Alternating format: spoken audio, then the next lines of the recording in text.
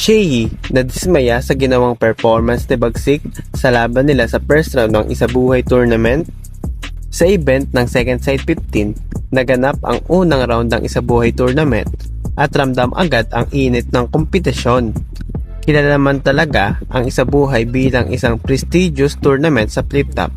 Kaya sa bawat laban ay hindi biro, hindi lang panalo ang usapan, kundi pati legacy at respeto sa liga at para sa mga taga-suporta ng flip top. Ngayong taon, sobrang solid ng lineup. Halo ng mga veterano na sanay na sa malalaking stage at mga top tier MC na kaya mag-deliver ng high level performance. Hindi rin mawawala dito yung mga bagong pasok at isa na nga dito si Sensei na kahit rookie pa lang ay may chance na agad magpakitang gilas at manggulat sa kanyang kalaban na si Poison 13. Although natalo siya, nakakuha naman siya ng isang boto sa resultang 4-1. Kaya ang Isabuhay Tournament, kahit sino pwedeng umangat at magpakilala ng kanilang pangalan. Sa laban nga ni Shehi at Bagsik, ay nanalo nga si Shehi in dominating fashion kung saan tinuruan at minama nito sa kanilang laban si Bagsik. 5-0 nga ang naging boto ng hurado pabor kay Shehi. Sa livestream nga ni Shehi ay inamin niya na medyo na-disappoint siya sa kanilang laban dahil para sa kanya ang battle ay dance at kailangan mag-perform ng maganda ang dalawang MC para maging classic at maganda ang kalabasan ng laban. Mas nag-e-enjoy din ang mga tao kung parehas handa at pang all-time performance ang dala nilang material pareho.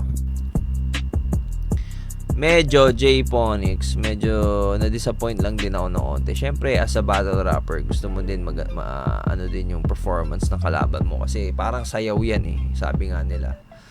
Na para mas mag-enjoy din yung taong nanonood, di ba? Ang pinractice mo lang ata, wag mag-OT. Oy, guys, hindi mahaba rounds ko, ha? Hindi ako overtime.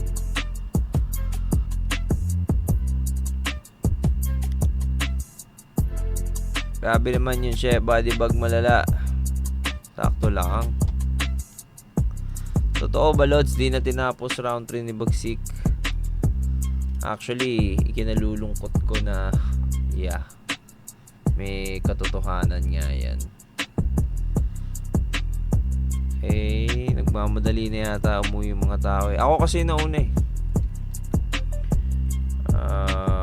Nakakalungkot lang din isipin na nag-underperform at hindi A-game ang ginawang performance ni Bagsik na inaasahan naman ni Shehi.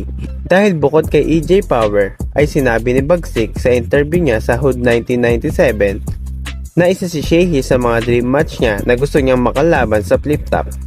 Magandang opportunity sana ito kay Bagsik lalo na kung natalo niya si Shehi. Magiging malaking boost sa kanyang pangalan kung nanalo siya sa first round ng Isabuhay. Dahil siya ang makakaputol sa pangarap ni Shehi na mag 2-time Isabuhay champion. Although hindi nga siya nanalo sa laban, ay for sure ay masaya naman si Bagsik na nakaharap niya na ang isa sa mga hinahangaan niya sa flip top.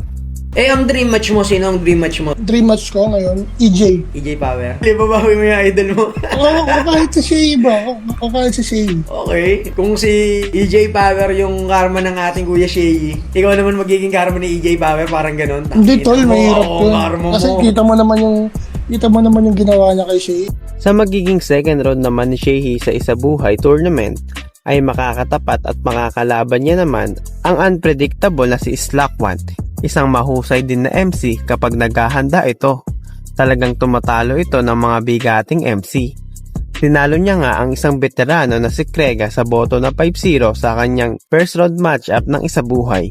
At alam naman natin na kayang manggulat sa performance ni Slack One tulad na lang ng ginawa niya noong Isabuhay 2024 matapos niyang talunin at i-out material sina Class G at Rapian. Kahit sabihin peke pa panalo ko, pero itong may pekeng panalo siyang rason at dahilan kung ba't magiging tunay ang talo mo. Lalampaso kita rito ng malinis, patas, walang halong kakupalan to. Ipinagyayabang mong kampiyon ka, kasi ngayon patunayan mo.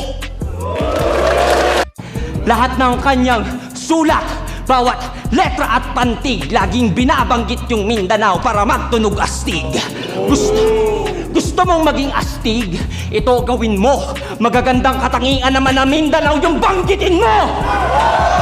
Bakit ko ito kakatakutan? Kung ang pagkakasit ng battle na ito ay sniper na lakabang inaantay ka na lang lumutang. Kaya maligayang pagdating rap sa lupain na aking nasasakupan. Kung pinadala ito ng baras para bumoses, ako yung baras sa lalamunan. Pagkakita ko sa video, putang ina, shoutout pa lang pala. Bumabati pa ng happy birthday! Gago ka ba? Bakit? Pagkakita ba niya ng video, birthday niya pa?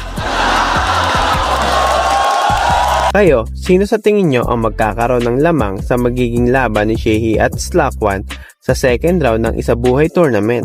Sa tingin nyo ba ay idodominate lang ni Shehi si Slack1 o magkakaroon ng isang all-time performance si Slack1 para talunin at ilaglag si Shehi sa Isabuhay 2026? Comment down below lang mga boss at babasahin natin lahat ng opinion nyo para sa video na ito. Huwag nyo rin kakalimutan suportahan at mag-subscribe sa aming channel para maging updated kayo sa mga ilalabas at i-upload naming video.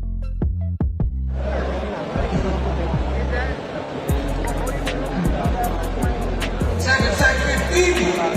Drega versus Slack1 para sa Isabuhay 2026. Against the Mrs. Pansan and Barrero.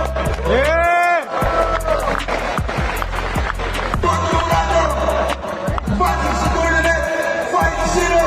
Magiging tayo lahat para kay Slack1.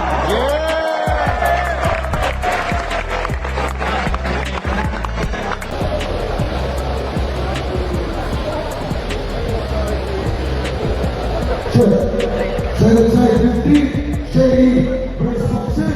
Against the Mrs. Pansan and Barrero. Maraming salamat sa inyo lahat. Ang boto ng laro, 5-0. At practice sa Isabuhay. Magiging tayo lahat para kay Shehi.